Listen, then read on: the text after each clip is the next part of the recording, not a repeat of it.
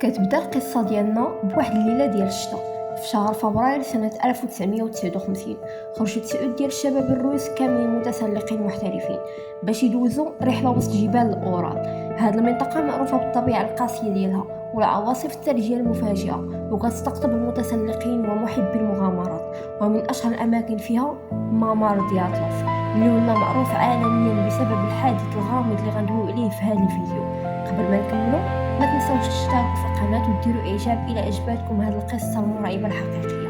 ودابا نكملوا. كان المتسلقين 9 اللي الاسماء ديالهم هما ايغور، زينايدا، ليودميلا، روستوم، يوري، الكسندر ونيكولاي، سيميون ويوري. كانوا في الاصل 10 الاشخاص، ولكن واحد منهم هو يوري.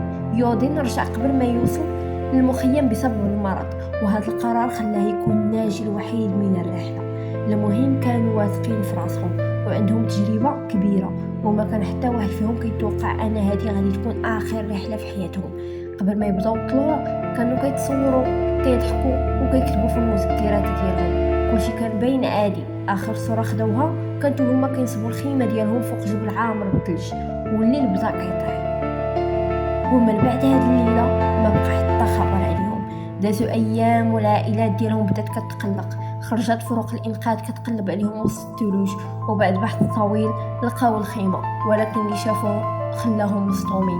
الخيمه ما كانتش محلوله من الباب، كانت مقطعه بالسكين من الداخل، وكان اللي كانوا فيها هربوا بطريقه هستيريه بلا ما يضيعوا حتى ثانيه. لكن الغريب ماشي هو هذا الشيء، الغريب هو انهم خرجوا للبرد القاتل بلا سبابط، وبعضهم غير بالتقاشر وحتى بالمعاطف ديالهم خلوها داخل الخيمه. واش معقول متسلقين محترفين يديروا هاد الغلطه؟ الا ما كان شي حاجه خوفتهم بزاف.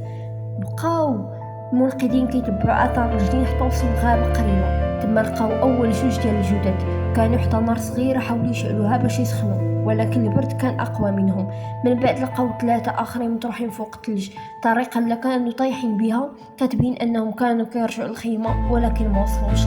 اما الاربعه اللي بقاو ما لقاوهمش حتى 3 شهور من بدا الثلج كيذوب، وهنا كانت الصدمه الكبيره. بعضهم كان عنده كسور قويه بزاف في الصدر والراس، بحال الا تعرض لضربه عنيفه، ولكن ما كان حتى جروح كبيره فوق الجلد. وحده من البنات كانت ما عندهاش لسان.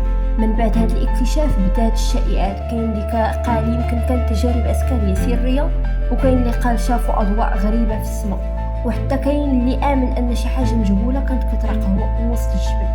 ومن بعد سنوات طويله ديال التحقيق قالوا الباحثين ان السبب الاقرب هو انهيار ثلجي صغير خلاهم يهربوا بسرعه من الخيمه، ولكن هذا التفسير ما جاوبش على جميع الاسئله. ودابا وبعد اكثر من 60 عام مازال الناس كيسولوا نفس السؤال: شنو هي الحاجه اللي خلات 9 المتسلقين المحترفين يخرجوا في وسط الليل وسط الثلج القاتل بلا صبابط وبلا معاطف ويجروا مباشره نحو الموت؟